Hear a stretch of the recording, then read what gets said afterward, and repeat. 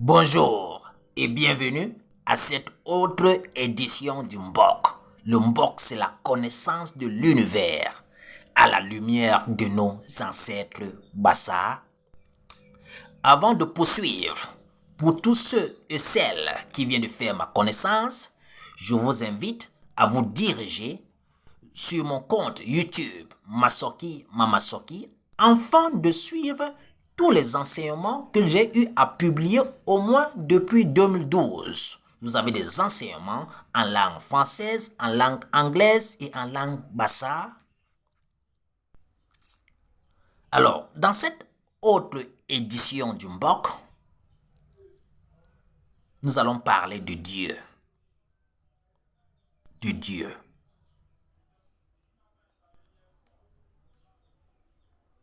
Dans mon dernier ouvrage, dans mon tout récent ouvrage, j'ai dit que les colonisateurs ont détruit la table du dialogue philosophique. J'ai dit dans cet ouvrage que les colonisateurs ont détruit la table du dialogue philosophique car ils n'ont pas été à mesure de convaincre nos ancêtres de façon rationnelle, méthodique et logique sur des questions métaphysiques. Ils n'ont pas eu la capacité de convaincre nos ancêtres de façon rationnelle, méthodique et logique sur les questions métaphysiques. C'est donc pourquoi ils ont détruit la table du dialogue philosophique afin de nous imposer leur aberration par les armes. Car si les colonisateurs pouvaient nous convaincre de la véracité de leur religion, de l'universalité de leur Dieu, ils n'auraient pas eu besoin des armes, ils n'auraient pas eu besoin de verser du sang. Car sur une table philosophique, dans un dialogue philosophique avec nos ancêtres, il n'y aurait pas eu match. Il n'y aurait pas eu match. Il a donc fallu détruire la table du dialogue philosophique. Alors, et nous ici, nous allons décoloniser nos Africains, nos frères africains, pas par les armes, mais par une pensée rationnelle, méthodique.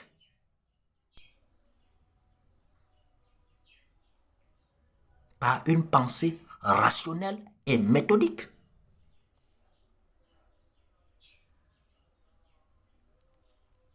Alors, nous allons parler de Dieu. Et j'aimerais vous montrer ici que le Dieu du christianisme qui vous a été imposé par les armes n'est pas un Dieu universel, il n'est pas un Dieu omnipotent. Lorsque nous parlons de Dieu, nous sous-entendons que nous faisons référence à cette entité qui a créé l'univers. Lorsque nous parlons de Dieu, nous sous-entendons que nous faisons référence à cette entité qui a créé l'univers. Alors, lorsque nous lisons la Bible, le Dieu d'Israël, qui est le Dieu du christianisme, n'est donc pas le Dieu créateur de l'univers.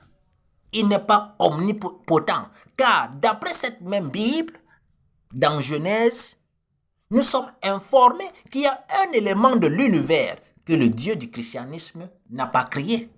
Le Dieu du christianisme n'a pas créé l'eau. Allez-y lire Genèse. C'est bien écrit que l'Esprit de Dieu mouvait au-dessus des eaux. Donc Dieu du christianisme a trouvé l'eau. Le Dieu du christianisme a trouvé l'eau. Il n'a pas créé l'eau.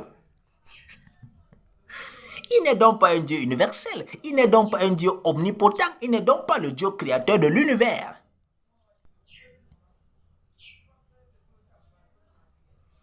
Donc, même les Mami Wata, qui sont les divinités de l'eau, sont plus anciennes que le Dieu du christianisme, sont plus puissants que le Dieu du christianisme. C'est donc pourquoi dans notre tradition africaine, on vous amène dans une rivière pour invoquer les divinités de l'eau. Car les Mami Wata sont plus forts, sont plus anciens que le Dieu du christianisme.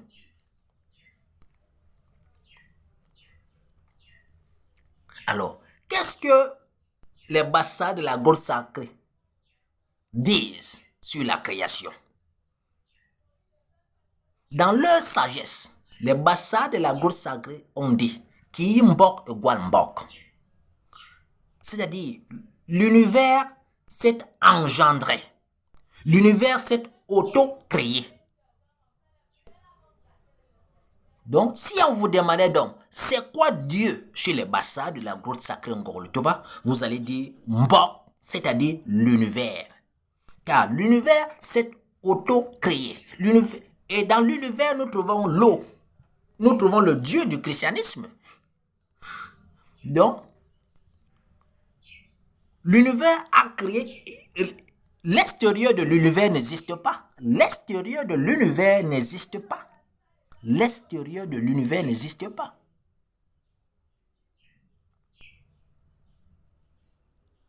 Et dans l'univers, nous trouvons l'eau.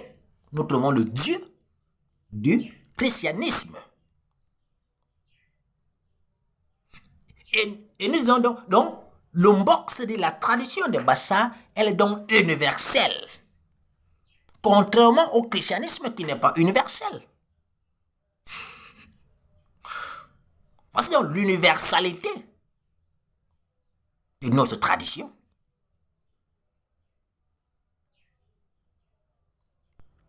Et c'est donc pourquoi nous disons Ilolombi.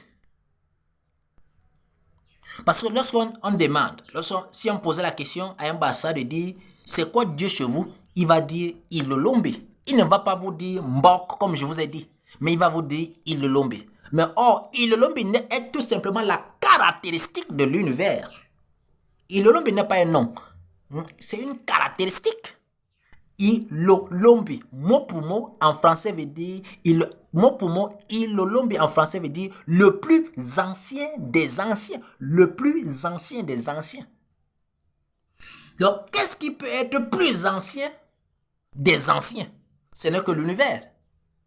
Ce n'est que l'univers qui peut être plus ancien des anciens. Car déjà, le Dieu du christianisme ne peut pas être plus ancien des anciens, car déjà, lui, il a trouvé l'eau. Le Dieu du christianisme ne peut pas être plus ancien des anciens, déjà, car lui, il a trouvé l'eau. Mais il y a donc un autre élément qui est plus ancien que l'eau, qui est l'univers, qui s'est auto-créé. Donc, lorsque nous disons Ilolombi, nous sommes dans la caractéristique. Et ça, c'est donc et ça sera même. Et ça, c'est une fois de plus, ça montre l'universalité du mbok, de la tradition des Bassa. Car Dieu ne peut qu'être plus ancien des anciens. Donc déjà, quelle que soit votre appartenance, votre nationalité, votre race, si déjà ce que vous appelez Dieu ne peut pas être plus ancien, plus ancien déjà, il ne peut pas être Dieu. S'il ne peut pas être le plus ancien. C'est donc pourquoi, nous les Bassa, on n'a pas fait les guerres de religion. Parce qu'on sait que Dieu est là-bas, que Dieu est partout. Dieu est chez vous. Dieu est chez vous. Notre Dieu est chez vous. Pas besoin de vous convertir. Il est le plus ancien des anciens. Il est l'univers. Et vous êtes dans l'univers.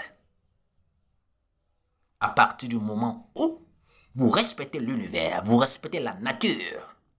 Vous êtes dans la tradition Bassa